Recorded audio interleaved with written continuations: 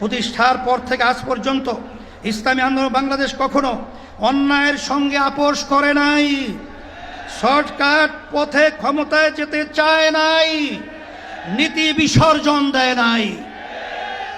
সব কিছুর ঊর্ধ্বে আমরা ইসলাম, দেশ ও জনগণের স্বার্থকে প্রাধান্য দিয়েছি। আগামীতেও আমরা জনপ্রত্যাশাকে পূরণ করতে চাই। আজকে মঞ্চে যারা আছেন, যদি আমরা মুনাফিকি না করি, মঞ্চে যারা আছে যদি মুনাফিকি না করি, মুখের এবং কাজের কথা যদি একসাথে থাকেন, মুখের সাথে কাজের যদি মিল থাকেন, আমি এই লক্ষ জনতার সামনে কসম করে বলতে পারি, আগামীতে ক্ষমতায় যাবে ইসলাম, ক্ষমতায় যাবে ইসলাম, কোনো সন্দেহ নাই। আগামী দিনে বাংলাদেশে যাতে কোনো নির্বাচিত স্বৈরাচার, দুর্নীতিবাজ, লুটেরা ও সন্ত্রাসী শ্রেণী রাষ্ট্র ক্ষমতাকে ব্যবহার করে জনগণের অধিকার কেড়ে নিতে না পারে, রাষ্ট্রের সাংবিধানিক প্রতিষ্ঠানগুলোকে দলীয়করণের মাধ্যমে ধ্বংস করতে না পারে এবং একদলীয় কর্তৃত্ববাদী শাসন কায়েম করতে না পারে, সেজন্য প্রয়োজনীয় মৌলিক সংস্কার দ্রুত সম্পন্ন করতে হবে। আজকে জালেমদের বিচার করতে হবে এবং সংস্কার করে নির্বাচন করতে হবে। যদি সংস্কার ও বিচার না হয়, আগের মতো নির্বাচন হয়, এই নির্বাচন জনগণ গ্রহণ করবে না ইনশাআল্লাহ। এই জন্য সংস্কার চাই এবং নির্বাচনে কোনো পেশি শক্তি, কোনো কালো টাকার মালিক কেউ দেখাবে, ক্ষমতা দেখাবে, লুটপাট করবে, মারপিট করবে, ওখানে আপনার গুন্ডামি করবে, এই গুন্ডামি আগামী নির্বাচনে কি আমরা নির্বাচন কেন্দ্রে করতে দেব কি দেব না? বিজয় হবে হাত পাখা। ইতিপূর্বে 54 বছরে যেই পদ্ধতিতে নির্বাচন হয়েছে, আপনারা এই কয়েকদিন আগে হাবিবুল আউয়ালের অভিশপ্ত হাবিবুল আউয়াল যে সিউসি বক্তব্য রেখেছে যে এই পদ্ধতিতে 1000 বছর নির্বাচন হলেও সুষ্ঠু নির্বাচন হবে না। সংস্কারের দ্বারাই কি উপকার, না করার দ্বারাই কি ক্ষতি, আমি বর্তমান বাংলাদেশের 5টি বিভাগ সম্পর্কে একটি উদাহরণ পেশ করছি। কিন্তু আপনার এই ভূমিকায় প্রশ্ন তৈরি হয়েছে, আগামী 8-10 মাস পরে যদি নির্বাচন হয় আপনি সোজা থাকবেন কিনা?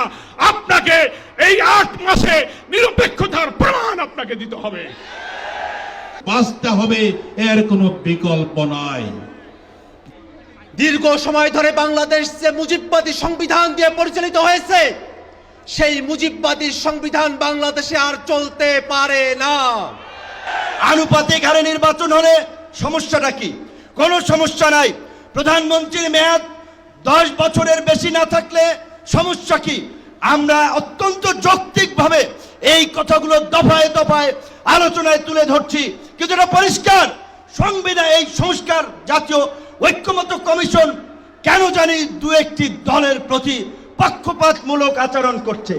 পীর সাহেব তরমোনাই যে সিদ্ধান্ত দিয়েছে যে পিআর সিস্টেমে যদি ভোট হয়, হিন্দু সম্প্রদায় ভোট কেন্দ্রে যাবে, নইলে যাবে না। 3টা জিনিসকে সামনে নিয়ে সংস্কার, বিচার, পিআর, আসলে আমরা এই সমস্ত ওয়ার্ডের বিশ্লেষণ প্রয়োজন। সভাপতি এবং আজকে স্টেজে উপস্থিত আছেন বিভিন্ন রাজনৈতিক দলের জাতীয় নেতৃবৃন্দ, আজকে সকল মানুষ, সারা দেশের মানুষ আজকে পিয়ারের পক্ষে জেগে উঠেছে।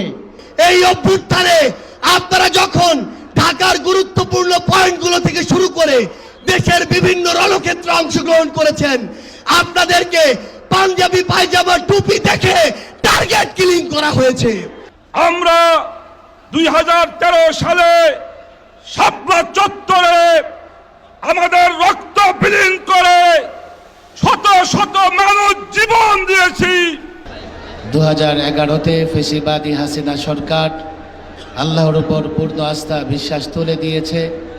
আমরা দাবি করেছি, সংস্কার কমিশনের সঙ্গে বৈঠকে দাবি করেছি। আজকে এই জনতার মঞ্চ থেকে আমি দাবি করতে চাই, আল্লাহর উপর পূর্ণ আস্থা বিশ্বাস পুনর্বহাল করতে হবে। বিজয় হবে হাত পাখা। বৃষ্টি কি আমাদেরকে কাবু করে দিল নাকি? সংগ্রামী বন্ধুগণ, এ পর্যায়ে আপনাদের সামনে